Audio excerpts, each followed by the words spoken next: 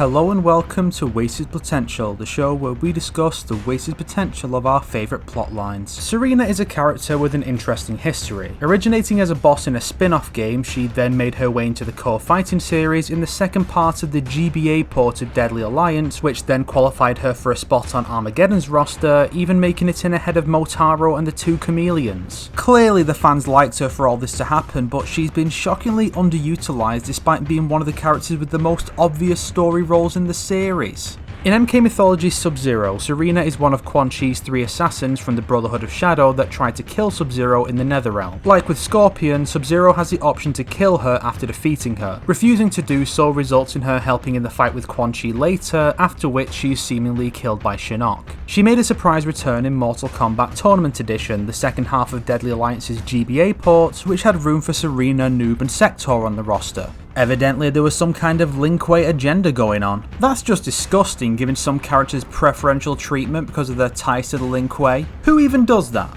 We learn in her ending that she encountered the younger Sub-Zero in Outworld during the game, even though that's clearly the exterior of the Lin Kuei temple, in Earthrealm. She tells him who she is, and since he's heard about her from his brother, he feels indebted to her for helping Bi-Han and offers her asylum with the Lin Kuei. It's suggested that this may come back to bite him, but it never does. With Deception revealing that Sub-Zero didn't return home after Deadly Alliance, we can assume Sareena joined him after the former instead. Armageddon takes place soon after, and Sareena is absent from Noob and Smoke's attack on the Lin Kuei. Instead, she shows up in the Red Dragon base serving Quan Chi alongside Kia and Jataka again. It's as if whoever wrote the Conquest story didn't know about the Tournament Edition stuff and was just given a list of characters they could use, and upon seeing Sareena's name they just shrugged and put her in alongside the other two. That, or this was just a taste of things to come in the Netherrealm era, as they just wanted a fight against all three and didn't care if it made sense with the canon. She was one of the very few characters to receive an online bio because I guess the team actually cared about filling in plot holes and fixing continuity issues back then.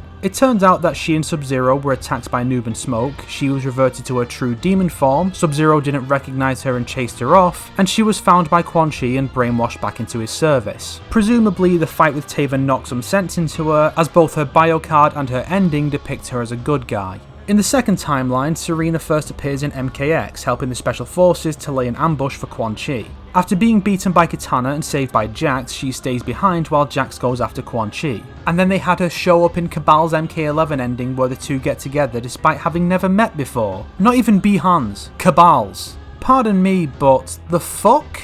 Clearly she's been severely underutilised in both timelines because they have no idea what to even do with her. So, people who think I see the Midway era as perfect can shut up now, because this episode will be mostly focused there while also addressing the Netherrealm era's missed opportunities. Are you happy? I've never been happy. Sareena didn't die in Mythologies. She merely lost her human form and reverted to her true demonic form according to her Tournament Edition bio. She was stuck in a lower plane of the Netherrealm until she found a portal out and then regained her human form thanks to Outworld magics. Soon after, she just randomly stumbled upon the younger brother of the man who spurred her by complete chance. Considering her connections to both Bi-Han and the Brotherhood, and how her meeting with Kuai Liang must have been moved to after Deception, the game that established Noob Saibot as Bi-Han indoctrinated into the Brotherhood, you'd think these plot threads would have been tied together somehow. We never did learn when and how Kuai Liang discovered the truth about Noob. We learned about it via Noob Smoke's ending, which is non-canon, as the two murder Kuai Liang. He just randomly knows in Armageddon's Conquest mode, and it's not like it suggested that Bi-Han told him right before Taven walked in the door. Presumably we're supposed to accept the semi-canonical Shaolin Monks' claim that he found out during MK2, but that's stupid and dumb, so I refuse. Imagine if Sareena stayed in the Netherrealm as long as she did, partly to learn what became of Bi-Han's soul after his death in the tournament. Once she knows the truth and has regained her human form, she heads to Earthrealm specifically to inform Kuai Liang, hoping he can help. After her skimpy attire nearly gets her killed in the Arctic weather, thereby justifying MK11's design ethos, she is saved by Kuai Liang, who takes her to the temple to recover. She explains who she is and what fate has befallen Bi-Han. She feels indebted to Bi-Han for sparing her and showing her that there was a way to escape Quan Chi's service, while Kuai Liang feels that he is indebted to her for helping his brother to defeat Quan Chi. He takes her in and she joins the Lin Kuei, getting a snazzy new outfit in the process. Here I need to go on a little tangent because this has bugged me for so long.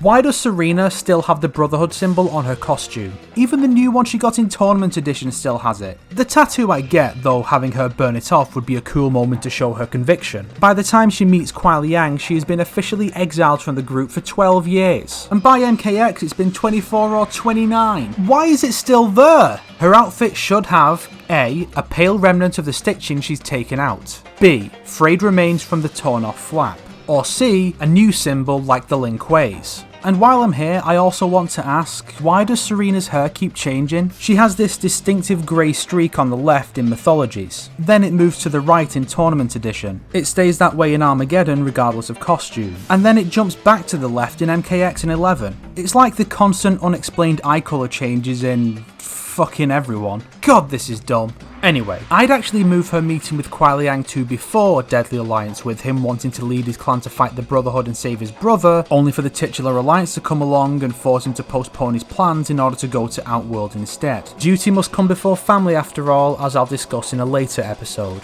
Sareena stays behind to recover. After Deception, he comes back, deals with Frost, and soon finds the clan under attack from Noob and Smoke. Sareena is defeated by Bi-Han while trying to get through to him, possibly ending up briefly corrupted to fight Taven and Kuai Liang. Either way, she is part of Kuai Liang's attempts to restore Bi-Han to his old self. Considering that Kuai Liang's brother and best friend were paired up in their corrupted forms, you'd think they'd have Sareena, who also has an interest in Bi-Han's former self, likewise join Kuai Liang as a duo. At the very least, it would be a much better concept for her ending than turning her into a cryomancer, with that timeline concluding she could die in Armageddon by Noob's hand as a dark parallel to their original encounter. Then in MKX I see the same setup playing out, aside from her telling Kuai Liang about Bi-Han since he learns that himself during the invasion. Instead, with Bi-Han supposedly dead and the whereabouts of his soul unknown, she instead tries to repay him by saving his brother from his similar fate. She approaches the Special Forces and gives them valuable intel on Quan Chi's strongholds. This only needs a line or two of acknowledgement, like if Sonya opens the flashback in her chapter by saying that it looks like Sareena's intel was good, rather than the weirdly out of place banter she and Johnny have there.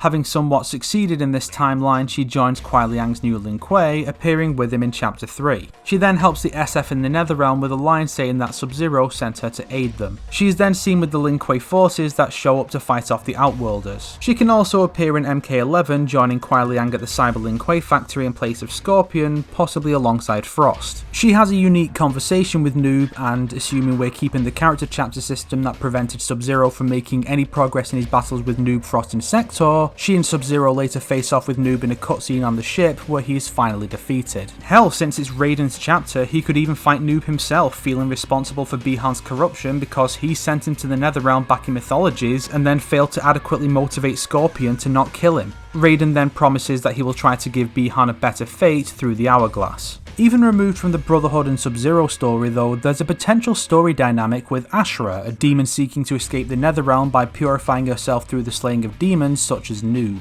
Maybe this could lead her into conflict with Sareena, who intervenes to save Bi-Han but comes to sympathise with Ashura's plight. She convinces her that killing a corrupted human won't do much for her quest, and then mentors her in finding her own escape from hell by slaying key demons of the Brotherhood, killing two birds with one Chris. But sadly, Netherrealm is not interested in exploring interesting parallels beyond having a cool logo for MK11.